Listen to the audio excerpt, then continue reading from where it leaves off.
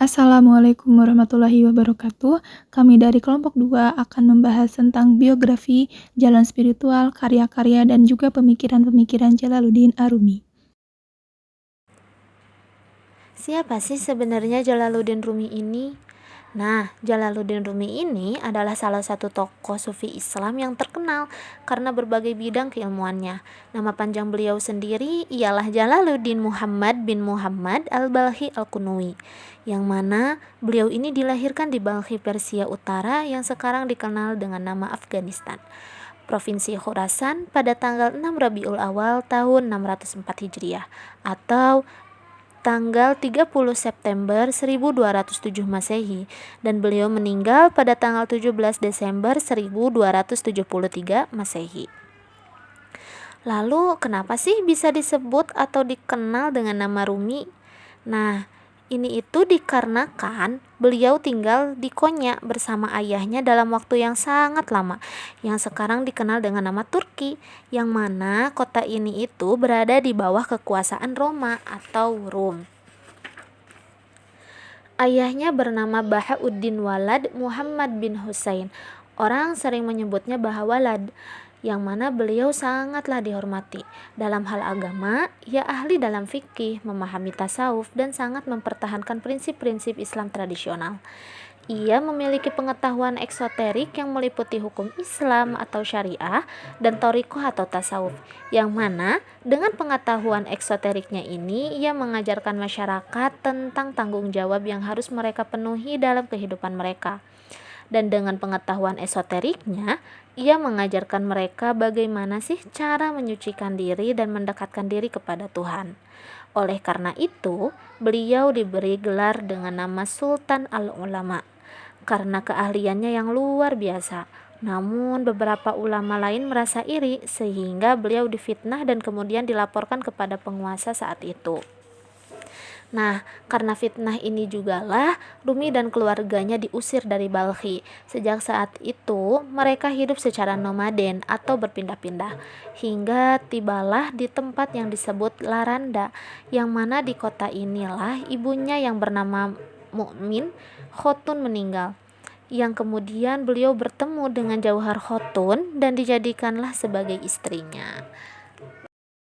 Perjalanan ketasawufan Jalaluddin Rumi. Kematian ayahnya yang memaksa Jalaluddin menggantikan kedudukannya sebagai seorang ahli agama yang berwenang memberikan fatwa mengenai masalah yang berkaitan dengan syariah.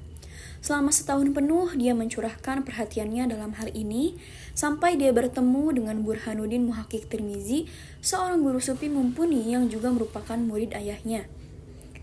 Melalui Burhanuddin inilah Rumi mewarisi ajaran spiritual ayahnya yang merupakan seorang syekh tarekat Kubrawiyah.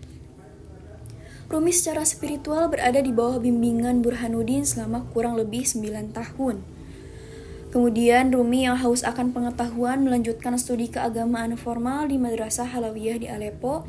Dalam periode itu pula, Rumi melakukan perjalanan ke Damaskus. Kemudian kembali ke Konya setelah pengembaraan keilmuannya. Hidup Rumi seakan berubah secara drastis dari seorang guru agama dan spiritual yang formal menjadi seorang penyair sufi yang ekstrinsik ketika berjumpa dengan seorang tokoh sufi misterius yang dikenal sebagai Syam Tabriz atau Syamsuddin al-Tabrizi pada tahun 642 Hijriah atau sekitar tahun 1244 Masehi. Rumi seakan melihat cahaya kebenaran melalui figur Syam Tabriz. Sajak-sajak kerinduannya kepada Syam Tabriz merupakan ungkapan sekalian metafora kerinduannya akan kebenaran Tuhan itu sendiri. Seperti dikatakan di dalam Nasr, Rumi adalah tipe sufi yang membutuhkan persahabatan spiritual dalam rangka mengekspresikan dirinya melalui kata-kata. Karya-karya Jalaluddin Rumi tidak hanya berpengaruh dalam sastra Persia saja, tetapi juga di seluruh dunia. Menginspirasi banyak penulis, penyair, dan pemikir spiritual. Pesan-pesannya tentang cinta yang universal, kedamaian, dan pencarian Tuhan terus relevan hingga saat ini. Mengenai karya yang dihasilkan oleh Jalaluddin Rumi ini merupakan salah satu tokoh sufi yang sangat produktif sekali. beliau ini memiliki 7 karya. Yang pertama ada Al-Majlis As-Sabah, di mana kitab itu berisikan kumpulan nasihat dan khotbah yang disampaikan Rumi di atas mimbar-mimbar. Nah, adapun isinya itu merupakan hasil dari pengembaraan hidup Jalaluddin Rumi yang mempertemukan dirinya dengan sang guru, yaitu Syamsuddin Al-Tabrizi. Yang kedua ada Majmu'ah min Rasail. Majmu'ah min Rasail ini kitab yang berisikan sekumpulan surat yang ditulis oleh Jalaluddin Rumi kepada para sahabat dan kerabatnya. Yang ketiga ada Pihi Mapihi yang merupakan karya Jalaluddin Rumi yang sangat terkenal. Isinya itu merupakan respon dari Jalaluddin Rumi terhadap segala sesuatu yang ada di sekitarnya. Yang keempat ada Diwan Syam Tabrizi, yang merupakan salah satu puisi yang ditulis dengan sangat singkat dan menyentuh. Yang cakupannya itu berupa sajak dengan 4 untaian kata dan ghazal. Yang kelima ada Rubaiyat. Di dalam kitab ini itu terdapat 1659 bait yang wazannya itu berbentuk rubai, terdiri dari 4 baris. Yang keenam ada Matsnawi, yaitu najom yang berbahasa Persia yang dalam bahasa Arab searti dengan kata binar. Dalam setiap bait terselip rima yang menyendiri dari ritme bait-bait lainnya. Namun 2 penggalan dari satu baitnya itu tetaplah sama. Dan yang terakhir ada kitab Makatib atau surat-surat yang ditulis oleh Jalaluddin Rumi yang mencakup 145 dokumen dengan panjang 2-3 halaman tiap lembarnya yang bertujuan untuk menyampaikan pesan pada pangeran dan bangsawan pada masa itu. Isinya juga tidak terlalu mengenai ajaran dari spiritual. Konsep Mahabbah Jalaluddin Rumi. Mahabbah adalah cinta, artinya mengosongkan hati dari segala sesuatu kecuali diri sendiri yang mencintai. Orang yang benar-benar mencintai dapat merasakan kehadiran Tuhan dan sifat-sifatnya, sehingga sifat-sifat tersebut merasuk dalam jiwa orang yang dicintai. Melalui karya-karyanya, Jalaluddin Rumi mencoba memberikan petunjuk makna cinta melalui puisi. Pada dasarnya, semua manusia ingin saling mencintai, namun mereka tidak tahu bagaimana melakukannya. Hal ini terjadi karena manusia salah dalam memahami makna cinta. Cinta yang sesungguhnya adalah cinta yang mampu memelihara apa yang dicintai, serta dapat merubahnya ke arah yang lebih baik. Jalaluddin Rumi pernah mengatakan, sungguh cinta dapat mengubah yang pahit menjadi manis, debu menjadi emas, keruh menjadi bening, sakit menjadi sembuh, penjara menjadi telaga, derita beralih nikmat, dan kemarahan menjadi rahmat. Konsep Mahabbah Jalaluddin Rumi adalah jalan menuju kesempurnaan. Ini adalah cara untuk menyucikan diri kita sehingga kita dapat membawa orang kepada Tuhan. Cinta itu sangat indah dan datang dengan dorongan dan kesadaran. Konsep Mahabbah Jalaluddin Rumi dalam proses mencintai Tuhan adalah seseorang tidak dapat langsung mencapai Tuhan, kecuali melalui perantara, yaitu melalui cinta terhadap ciptaan Tuhan. Ketika seseorang mencintai ciptaannya, pada hakikatnya dia mencintai Tuhan. Bagi Rumi, cinta adalah emosi yang datang dari lubuk hati yang terdalam, suatu keindahan yang terkadang tidak dapat bisa dirasionalisasikan. Selanjutnya yaitu revitalisasi konsep cinta Jalaluddin Rumi. Konsep cinta Jalaluddin Rumi perlu untuk direvitalisasi sebagai konsep cinta yang lebih luas dan komprehensif, yang kemudian diterapkan dalam kehidupan sehari-hari. Pengimplementasian konsep cinta Rumi ini bisa dilakukan dengan beberapa tahapan. Yang pertama, mengidentifikasi dan mengatasi masalah. Eksistensi manusia pada dasarnya adalah penyatuan dengan cinta, yaitu orang-orang yang dicintainya. Bagi sebagian manusia, ketika ia dipisahkan dari orang yang dicintainya, maka ia akan merasa bahwa ia kehilangan segalanya dan merasa bahwa itu merupakan masalah yang sangat besar. Padahal jika kita kaitkan dengan konsep Mahabbah Jalaluddin Rumi, hal tersebut bukanlah sebuah masalah, karena cinta yang sesungguhnya adalah Tuhan, dan Tuhan tidak pernah meninggalkan, bahkan tidak mungkin terpisahkan dalam setiap jiwa. Yang kedua yaitu merencanakan pemecahan masalah atau problem solving.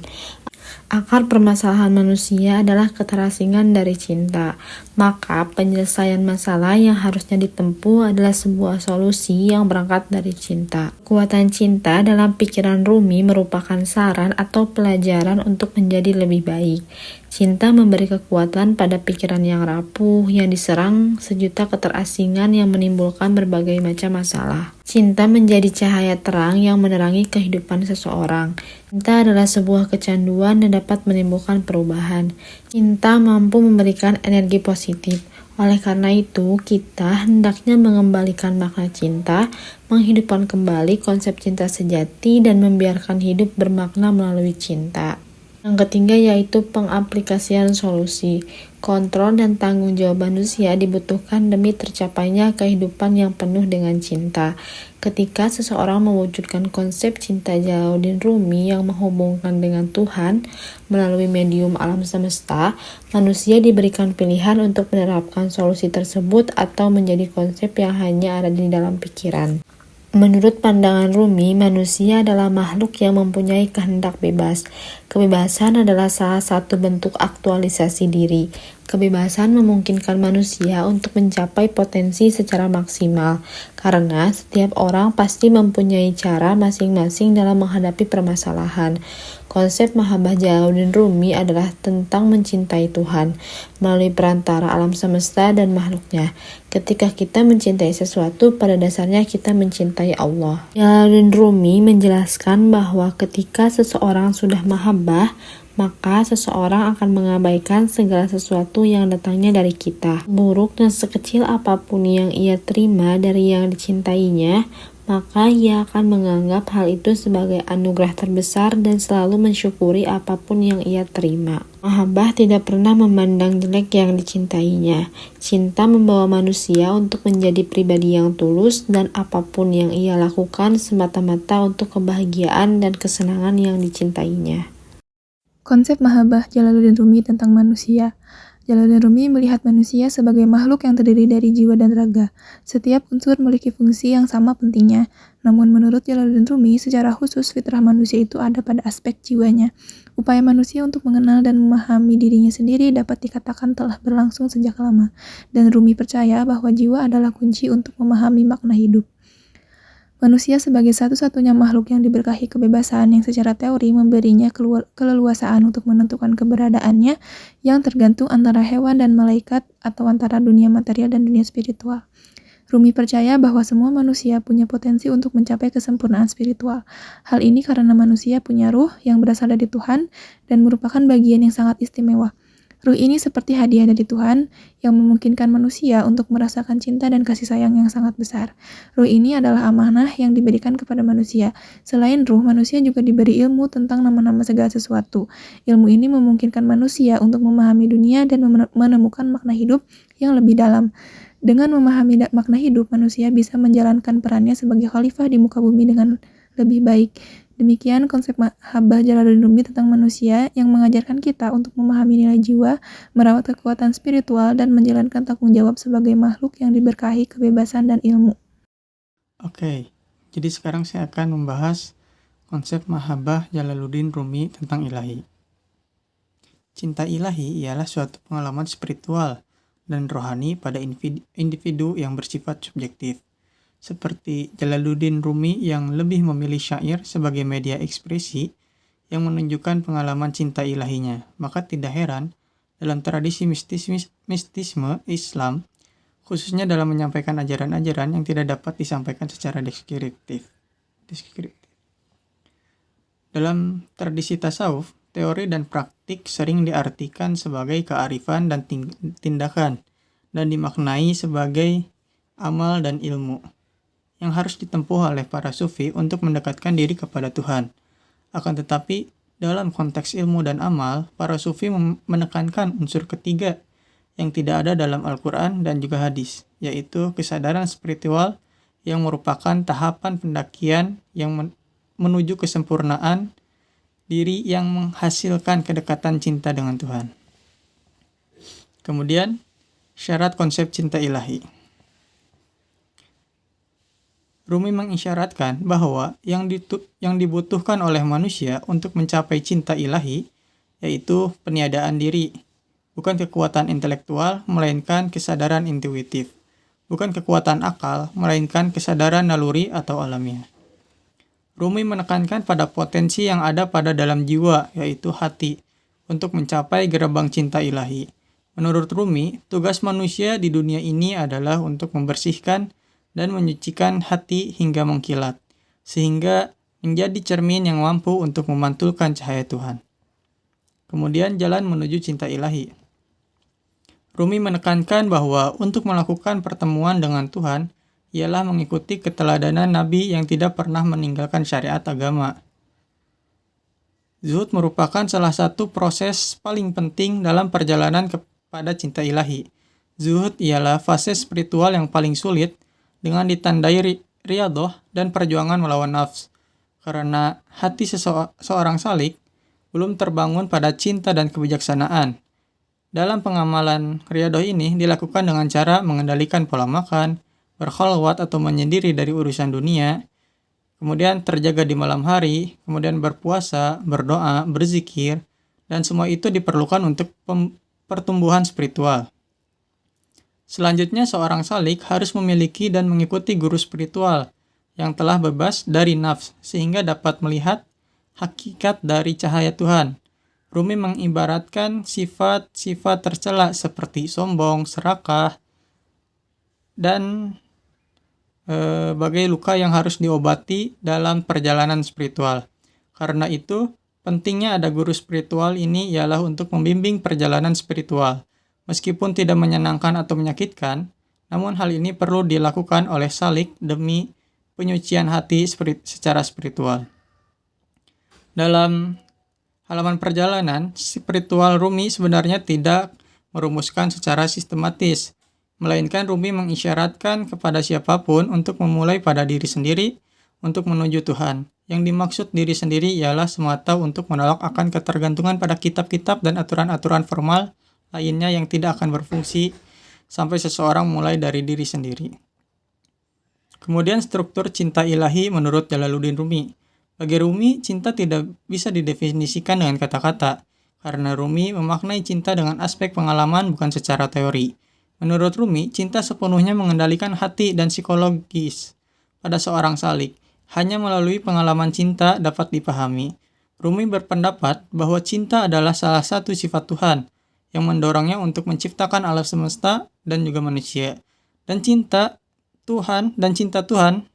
cinta Tuhan membangunkan kembali setiap bagian alam semesta yang menciptakan ikatan cinta yang abadi antara ciptaan dengan pencipta. Karena pada dasarnya, cinta menarik segalanya dan juga menggerakkan segalanya. Karena itu, cinta menurut Rumi ialah jalan spiritual yang paling tinggi untuk mencapai kesempurnaan, yaitu kedekatan dengan Tuhan. Cinta yang mendalam dapat membantu seseorang untuk menemukan hakikat, yaitu hakikat kehidupan yang tersembunyi. Rumi berpendapat bahwa cinta merupakan sarana terpenting manusia dalam melampaui dirinya untuk menuju yang satu atau menuju Tuhan. Diperlukannya hati ialah salah satu potensi jiwa yang memungkinkan seorang salik dapat mengetahui hakikat dari sesuatu yang tampak. Cinta ilahi adalah tujuan akhir dari perjalanan spiritual ini, di mana ego kita melebur dan kita menyatu dengan Tuhan. Namun cinta ilahi tidak akan didapatkan sebelum seorang salik membersihkan dirinya atau menyucikan dirinya sebagai amal yang harus dilewati. Mungkin sekian dari saya kembalikan kepada moderator. Terima kasih. Sekian dari kelompok 2, kami ucapkan terima kasih.